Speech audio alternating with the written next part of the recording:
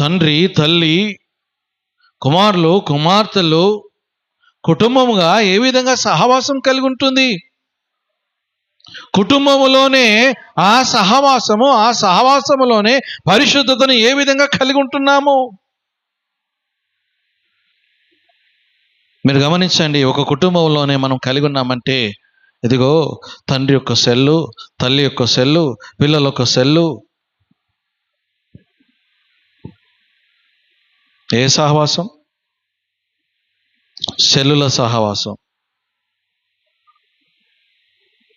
ఉండడం మంచిదే,